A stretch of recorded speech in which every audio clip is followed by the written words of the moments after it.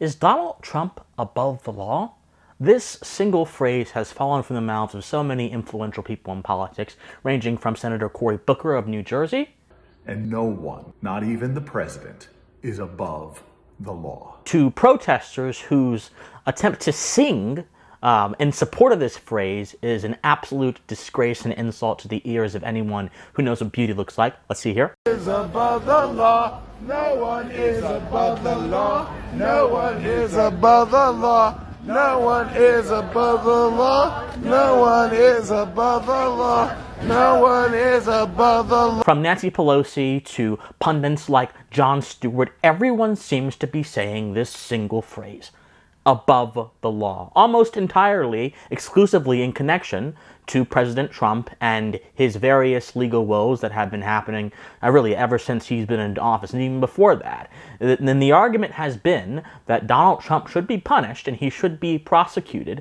because no one is above the law, including a former sitting United States president. Now, the biggest mistake that all political thinkers tend to make in our contemporary era is they confuse the universal with the local. They confuse the importance of principles with personalities who may convey those principles. This is a distinction that must be made in order to understand what we're actually talking about. This video really is not even about Donald Trump. And if your mind is captured by the tribalistic framing of our current political discourse, all you will hear is an attempt to sanitize Donald Trump's image, which is why I'm making this statement right now. This video is about the importance of principles to rendering sound judgments and pursuing the truth. Trump is not the focus of this video. The truth is the focus of this video.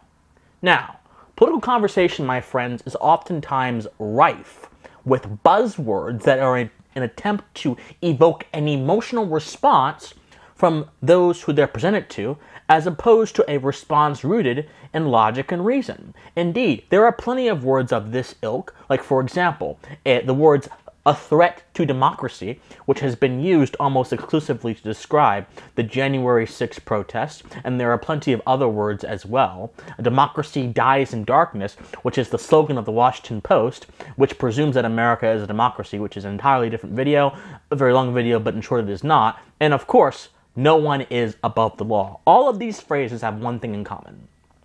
They are not meant to be intelligible. They're not meant to actually convey arguments. They're meant to make you mad. They're meant to make you passionate. They're meant to stir up something in your soul that will then translate into action that is not rational. That is all. Because most people will hear those phrases and immediately, without even thinking about them, will draw a conclusion and an assumption from them and then proceed forth in the world with that conclusion and with that assumption. My role here is to give all of you the tools to understand if these phrases have any basis to them and to also decide how to interact with these phrases. The phrase above the law, I argue, is not really an intelligible phrase. It's not really a useful phrase, given the fact that it is so emotionally loaded. Now, if we're going to understand the importance of a concept or idea, we must understand what that concept or what that idea presumes. So, what does the idea of or the phrase above the law presume? Very simple. The idea presumes that the rule of law should be followed by everybody, regardless of who it is. Now, there are two primary objections I have to the use of the phrase above the law. One is a moral objection, which is the most important objection. I'll get to that last because it's not the most evident one. And one is the practical objection, which is the most evident one that I think all of you, regardless of your interest in philosophy or whatever, will be able to see. The practical objection is that the phrase above the law doesn't actually question the purpose of the rule of law, or if the rule of law is being followed, or if the rule of law is being applied in the first place. So the principle of the rule of law says that the law should be applied to everyone consistently and equally as possible. But this assumes that the law is being applied that way. The real question is the rule of law in reality applied consistently and equally? Or, more than this, is the application of law overridden with political considerations? In order for the law to be applied equally and consistently, You cannot have any biased political considerations in the application of that law. The problem is the very agencies that are meant to uphold the rule of law, the FBI, for example, oftentimes apply law with political considerations. Just look at what the FBI did in the 60s of the Black Panther movement, where they planted moles in the organization, where they did a bunch of illegal operations against the organization. Look at what they did to MLK, where they penned a letter encouraging MLK to kill himself, and they illegally wiretapped his hotel. Look what they've done with the J6 people, where they have, along with the DOJ, unilaterally declared the entire J6 incident as an insurrection and a domestic terrorist, when in all reality, according to the data, of the 1,003 people charged with crimes on J6, a majority of them were charged with parading and picketing, i.e. normally misdemeanor level offenses that are non-violent. The FBI, one of the enforcers of this so-called rule of law, has been at the front of so much unequal application of the law. You see? And so if the rule of law is not applied justly and consistently, how can we truly have confidence that the rule of law is actually being observed? But those who use the phrase above the law don't really care about this very practical and common sense idea.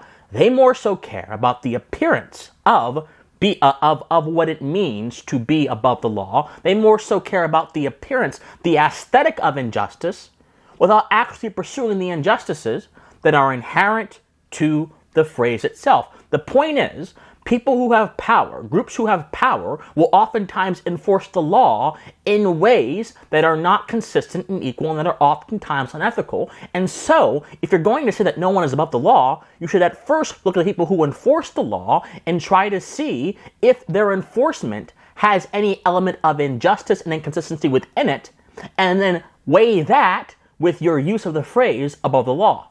Now, here is the moral objection I have to using this term, no one is above the law. This phrase begs the question, are men of conscience obligated to follow unjust laws? There is an idea going all the way back to the Enlightenment period, all the way back to the 18th century Enlightenment natural law thinkers, a tradition of which I'm very firmly a part, the classical liberal thinkers, that said that law is not justified on the basis of itself alone. Law is justified on the basis of higher principles, such as justice. Justice is not merely a statute, is not merely a bill passed by Congress. It is a higher principle which transcends and gives a legitimate basis to all laws. And it is by the principle of justice that we order our conduct in a way that is moral and is proper. Now, if the law does not cohere with the principle of justice, which for those of you who may not be familiar with what that is, justice is simply the idea that it is an ethical principle that keeps society together, and it's simply the idea that I am to be protected in my rights. I'm to be protected in my rights to exercise my freedom. I am to adhere to my contracts. I am to adhere to my promises. I am to also to refrain from infringing upon the good name and the property and the rights of others. That's what justice is. Justice at its fundamental core is the preservation of rights and things that go along with that, and that is the basis upon which society is constituted. And so all laws are supposed to follow that basic principle. But what happens when laws no longer cohere to the principle of justice and are instead driven by crude, unethical self-interest, egotism, and political considerations? Are we above those laws? Are we able to defy those laws? The problem with using these buzz phrase, bumper sticker words to dictate political conclusions is that they don't ask the important question. The truth is, we are all above the law, particularly immoral laws, because justice is above immoral laws. Immoral laws are beneath the ideal of justice upon which society is based. And yet, if you blindly go ahead and say, no one is above the law, you will, by implication, run apologia defense for flagrant acts of injustice that masquerade under the color of law. Slavery was legal. Prohibition was legal. The NSA's domestic wiretapping of Americans was made legal by fiat, by the administrative state, and by a lack of congressional oversight. Plenty of immoral things are legal.